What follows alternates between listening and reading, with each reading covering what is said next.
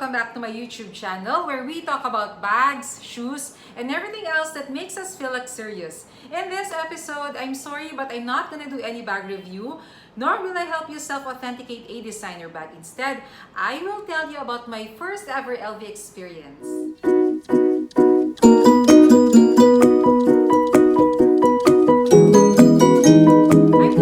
Because I want to help those people out there who are planning or contemplating to buy their first ever LV bag straight from the store, because that way you are assured that the bag you're buying is authentic, and to help you lessen your anxieties the first time that you're gonna visit the store. As for me, the first time that I ever walked inside an LV store was not here in the Philippines, surprisingly. It was in Singapore along Orchard. So what finally convinced me to walk inside an LV store?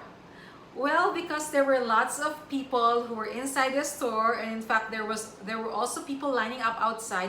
It was a good mix of nationality. There were Filipinos, there were Americans, there were Singaporeans. So that somehow lessened my anxiety, because then I knew that once I walk inside the store, there will be lots of people going around, and maybe, just maybe, wala yung sunod ng sunod sa atin. You know how it is? I remember during one of my visits during my younger years when I was in Rustans and I was with my mom and with my brother, there was this sales representative who went with us everywhere we go.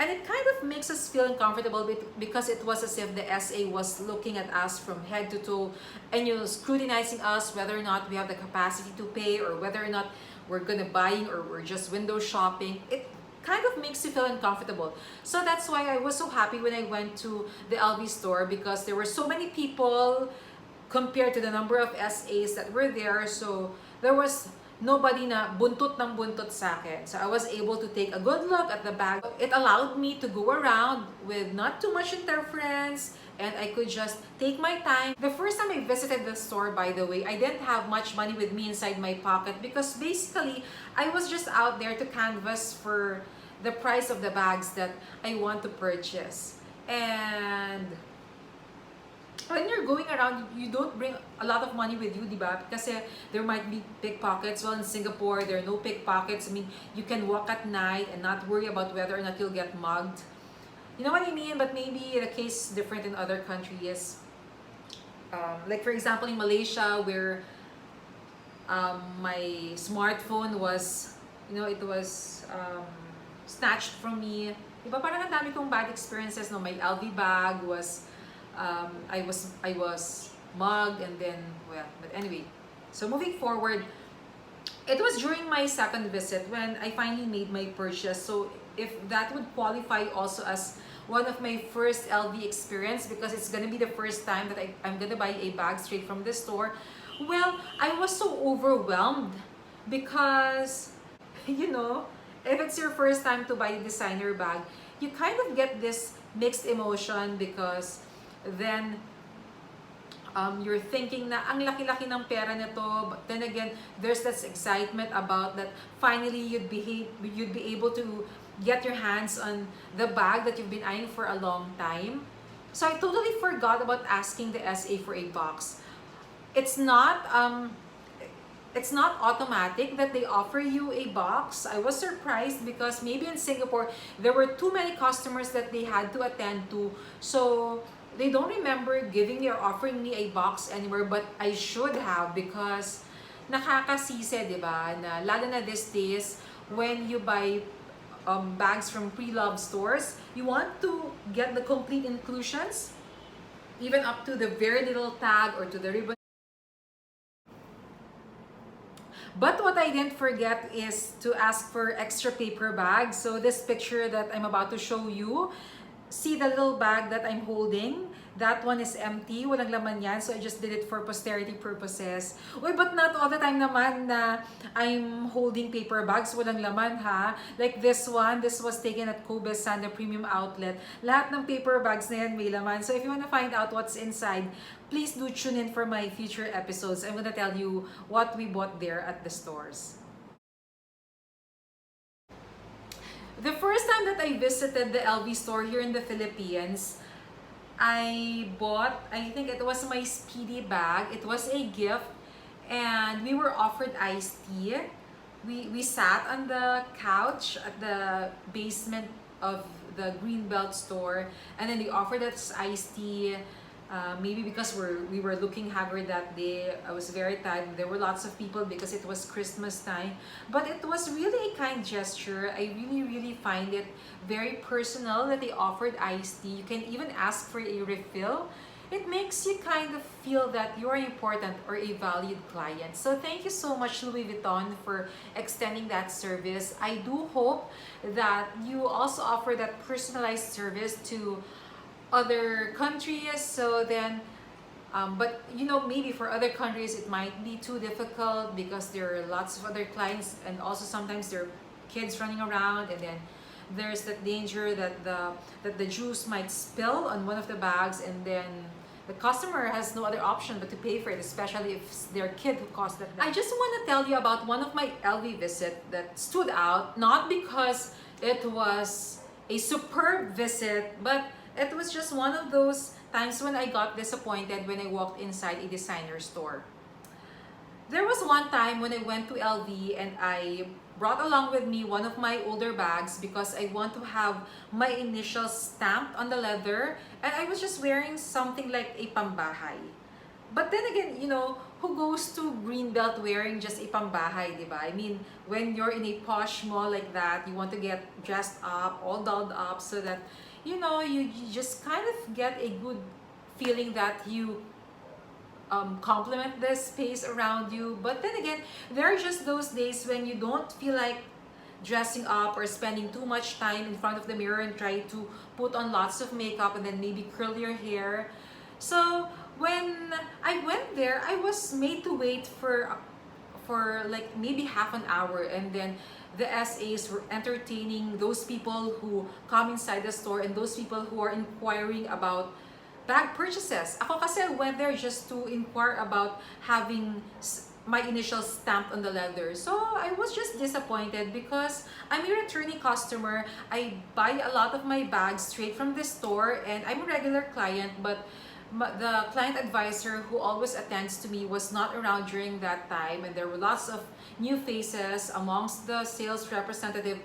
But I just want this to be a lesson learned for all of those people manning those designer boutiques. I just want to share with you a story about my uncle. He's a trucker by profession, and there was this time when he went to a car store, I think it was in Bulacan, where he came inside the store and he was just wearing something like a camisa de chino. It's that plain white shirt with buttons over here. It's what they usually wear during those linggo ng wika, and your costume and you're supposed to be a magsasaka. Do you know what I mean? Yes, that's the camisa de chino. So he was just so plain looking. And the funny thing was, when the sales representative approached my uncle and he asked these words in verbatim, "Boss, nasa na po yung amo nyo?" So my uncle was totally baffled. He didn't know how to react kasi he went there because he wanted to buy a car. You know what? My uncle walked away from that store that day with a brand new top-of-the-line Ford Expedition, top of the line nonetheless, and he paid in cash. See? Not just because you're plain looking or maybe you don't have that aura of someone who's rich, and even if you don't look like a VIP, I think that the sales representative should treat each and every customer who walks inside the store with the same courtesy, with the same enthusiasm as if they would when their favorite customer comes along. You know what I mean? Because you never really know if the next client who walks inside the store could be one of your next big clients. I just want to tell you about my humble collection back here. This one is my Balenciaga City bag. I got it from Balenciaga store here at Greenbelt, and this retails for I think somewhere like around 110,000 pesos. Ang bango-bango pa niya kasi nga it's just like what, June, July, August. So it's just barely 3 months old. One of my personal favorites kasi when you do your OOTD and you post on Instagram and you post on Instagram, It's a very, very lively color. And this one is my LV in Empreinte leather. Super durable leather. One of these days, I'll give you a good review about this bag. So how much it costs? It cost me, I think, over 140,000 pesos. And this was bought at LV Greenbelt. So, parang ang dami kong pera, no? But, truth be told, hindi. Pinag-iipunan ko yung mga bags ko. And, eto, medyo mahirap kunin eh. But this one is a Loewe puzzle bag. I got this second hand from my cousin. In-offer niya kasi ayaw na raw niya. And it was just gathering dust. And let me get this. This is a bag from my daughter's collection. Yes, my daughter collects bags. And she's only 4 years old. Ayan. This is a Marmont in super mini size. I got this pre-loved also. So, I also buy pre-loved occasionally, especially if it comes from friends or from family members, and I can be assured of authenticity. And let me get this one. This one is also my daughter's. This one naman, we got this from Kobe Sanda Premium Outlet in Japan, also this year. So parang ang dami kong binili this year, no? But don't worry, also this year, ang dami ko rin binenta, ha? I'm sorry I have to cut this short because it's a holiday and I want to spend more time with my little one. But if you have a bag in mind that you want me to review, or you're eyeing a bag from a secondhand store but you want to be assured of its authenticity, please don't hesitate to comment below or to send me a message via my social media accounts. My Twitter account is Bernadette Reyes. My Facebook account is also Bernadette Reyes. And my Instagram account is what else? Bernadette Reyes. So it's so very, very easy for you to follow all of my social media accounts. Please don't hesitate and I would be glad to assist you. Thank you so much for your time and enjoy the rest of your holiday. Bye!